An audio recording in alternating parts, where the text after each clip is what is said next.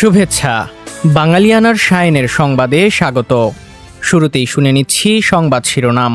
আবেগে আপ্লুত ইরানিরা শেষ শ্রদ্ধা জানাচ্ছে আয়াতুল্লাহ আলী খামেনিকে। তেহরানে শুরু 6 দিনের শেষকৃত্য। আবারও রোহিঙ্গা অনুপ্রবেশের শঙ্কায় বাংলাদেশ। রাখাইনে বড় ধরনের আকাশ হামলা চালিয়েছে মিয়ানমার। এবার অন্যান্য সংবাদের সঙ্গে বিস্তারিত। ইরানের প্রয়াত সর্বোচ্চ নেতা আয়াতুল্লাহ আলী খামেনির প্রতি শোক ও শেষ শ্রদ্ধা জানানোর অনুষ্ঠান শুরু হয়েছে। তেহরানের ইমাম খুমেনি গ্র্যান্ড মুসাল্লা ও এর আশেপাশের রাস্তায় আনুষ্ঠানিক বিদায় অনুষ্ঠান শুরু হয়ে গিয়েছে বলে জানিয়েছে ইরানি সংবাদ মাধ্যম। সংবাদ সংস্থা তাসনিম জানিয়েছে, প্রয়াত সর্বোচ্চ নেতাকে শেষ শ্রদ্ধা জানাতে রাজধানীতে জড়ো হওয়া লাখো শোকার্ত মানুষের জন্য এই বিশাল মসজিদের দরজা খুলে দেওয়া হয়েছে। এর আগে এএফপি জানিয়েছে, 4 জুন সকালে মূল আনুষ্ঠানিকতা শুরুর আগেই আলী খামেনিকে বিদায় জানানোর অনুষ্ঠানে অংশ নিতে গ্র্যান্ড মুসাল্লা চত্বরে প্রবেশ করেন হাজার হাজার শোকার্ত মানুষ। বিশাল এই চত্বরের মূল প্রাঙ্গণ মুহূর্তেই কানায় কানায় পরিপূর্ণ হয়ে ওঠে। পরিস্থিতি সামাল দিতে রাজধানী জুড়ে ব্যাপক ট্রাফিক বিধিনিষেধ জারি করেছে কর্তৃপক্ষ। অনুষ্ঠানস্থলে পৌঁছাতে শোকার্ত মানুষদের কয়েক কিলোমিটার পর্যন্ত দীর্ঘ পথ হাঁটতে হচ্ছে। এদিকে অনলাইনে ছড়িয়ে পড়া কিছু ভিডিওতে দেখা গিয়েছে, শেষকৃত্যে যোগ দিতে মেট্রো স্টেশন খোলার অপেক্ষায় প্রহর গুনছেন অগণিত মানুষ। প্রতিশোধের প্রতীক লাল ব্যানার হাতেও গ্র্যান্ড মুসাল্লা প্রাঙ্গণে খামেনির কফিনের অপেক্ষায় রয়েছেন হাজারো শোকার্ত মানুষ। আমেরিকা নিপাত যাক, প্রতিশোধ প্রতিশোধ এসব স্লোগান দিচ্ছেন তারা। শুক্রবার তেহরানে আনুষ্ঠানিকভাবে খামেনির শোক ও দাফন অনুষ্ঠান শুরু হয়েছে। টানা 7 দিন ইরান ও ইরাকের বিভিন্ন শহরে ধর্মীয় আচার অনুষ্ঠান ও শোকযাত্রা অনুষ্ঠিত হবে। খামেনিকে শেষ শ্রদ্ধা জানাতে আগামী 3 দিনে শুধু তেহরানেই 1.5 থেকে 2 কোটি মানুষের সমাগম হতে পারে বলে আশা করছে ইরানি কর্তৃপক্ষ। 1989 সালে খামেনির পূর্বসূরি আয়াতুল্লাহ রুহুল্লাহ খুমেনির জানাজার পর ইরানে এটাই সবচেয়ে বড় জনসমাগম হতে চলেছে বলে ধারণা করা হচ্ছে। 1989 সালে খুমেনির শোক ও দাফন অনুষ্ঠানে প্রায় 1 কোটি মানুষ অংশ নিয়েছিলেন। মিয়ানমারের রাখাইন রাজ্যের মংডু টাউনশিপে বিদ্রোহী আরাকান আর্মির অবস্থান লক্ষ্য করে দেশটির জান্তা বাহিনী নজিরবিহীন বিমান হামলা ও তীব্র গোলাবর্ষণ শুরু করেছে।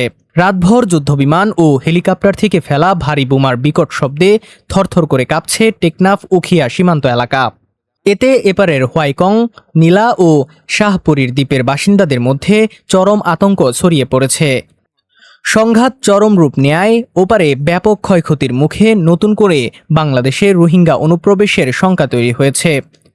পরিস্থিতি মোকাবিলায় নাফনদ ও স্থল সীমান্ত জুড়ে সর্বোচ্চ সতর্কতা জারি করেছে এবং টহল জোরদার করেছে বিজিবি ও কোস্টগার্ড। 2 বিজিবির অধিনায়ক লেফটেন্যান্ট কর্নেল মোহাম্মদ হানিফুর রহমান ভুইয়া জানান, অবৈধ অনুপ্রবেশ ঠেকাতে ড্রোন প্রযুক্তির সাহায্যে সার্বক্ষণিক আকাশ পর্যবেক্ষণ সহ কড়া নজরদারি চলছে। টেকনাফ উপজেলা নির্বাহী কর্মকর্তা SM অনিক চৌধুরী সীমান্তবাসীকে সতর্ক থাকার পরামর্শ দিয়েছেন। ইউরোপের 3 দেশ ফ্রান্স, বেলজিয়াম এবং নেদারল্যান্ডসে গত জুন মাসের 8 দিনের তীব্র তাপপ্রবাহে 3700 জনের মৃত্যু হয়েছে। রয়টার্সের প্রতিবেদন অনুযায়ী গত 20 থেকে 28 জুন পর্যন্ত স্থায়ী এই রেকর্ড ভাঙা তাপপ্রবাহে বিদ্যুৎ বিপর্যয় ও অবকাঠামোগত ক্ষয়ক্ষতির পাশাপাশি স্বাস্থ্য ব্যবস্থা পুরোপুরি ভেঙে পড়ে। জলবায়ু পরিবর্তনের কারণেই এই নজিরবিহীন দুর্যোগ বলে মনে করছেন আবহাওয়াবিদেরা। মৃতদের মধ্যে বেশিরভাগই আগে থেকে বিভিন্ন শারীরিক জটিলতায় ভুগছিলেন। এর মধ্যে ফ্রান্সে সর্বোচ্চ 2025 জন প্রাণ হারিয়েছেন, যেখানে 45 বছরের বেশি বয়সীদের মৃত্যুর হার বেশি। এছাড়া বেলজিয়ামে 1200 জন এবং নেদারল্যান্ডসে 480 জন মারা গিয়েছেন, যাদের অধিকাংশই প্রবীণ। বেলজিয়ামের স্বাস্থ্য মন্ত্রণালয় এই অতিরিক্ত মৃত্যুকে অভূতপূর্ব ঘটনা বলে আখ্যা দিয়েছে।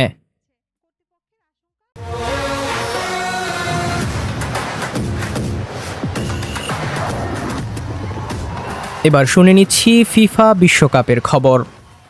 শেষ 32-এ নিজ নিজ ম্যাচে জয় তুলে নিয়ে নকআউট পর্বের রাউন্ড অফ 16 নিশ্চিত করেছে মিশর, আর্জেন্টিনা ও কলম্বিয়া। 1-1 সমতায় শেষ হয় অস্ট্রেলিয়া মিশরের 120 মিনিটের খেলা। এরপর 2 দলের ভাগ্য নির্ধারিত হয় টাই ব্রেকারে। পঞ্চম শটের দরকার হয়নি, চতুর্থ শটেই নিষ্পত্তি হয় ম্যাচের।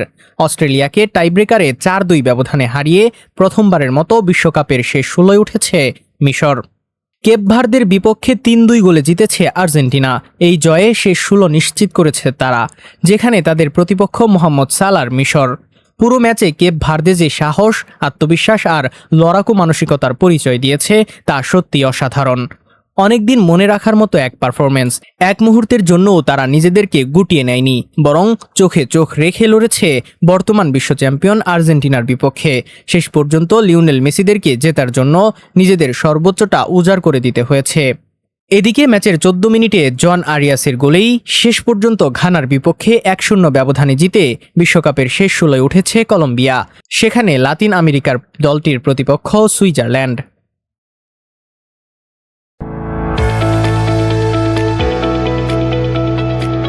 এবার শুনে নিচ্ছি বাঙালিয়ানার বাণিজ্য সংবাদ।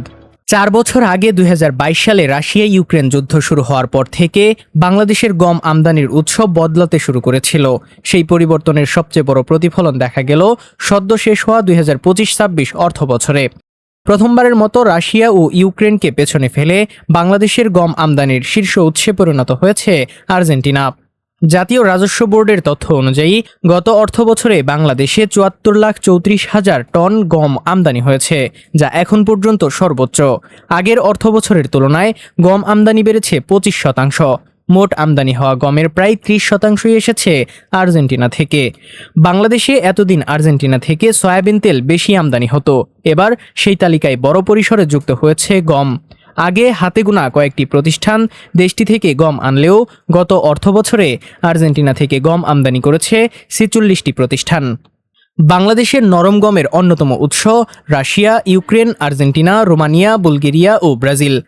বাংলাদেশে রাশিয়া ইউক্রেনের বাজারের সবচেয়ে বড় অংশ দখল করেছে আর্জেন্টিনা, তবে ব্রাজিলও তাদের অংশীদারি বাড়িয়েছে, তবে অনেক ধীর গতিতে।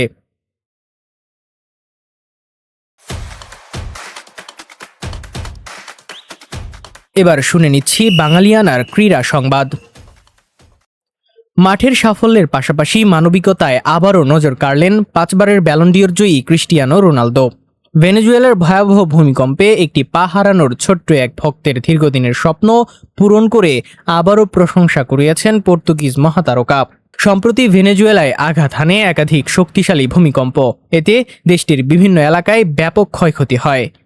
লা গুয়াইরা অঙ্গরাজ্যের কিশোর আন্দ্রেস মিয়েলসও সেই দুর্যোগের শিকার।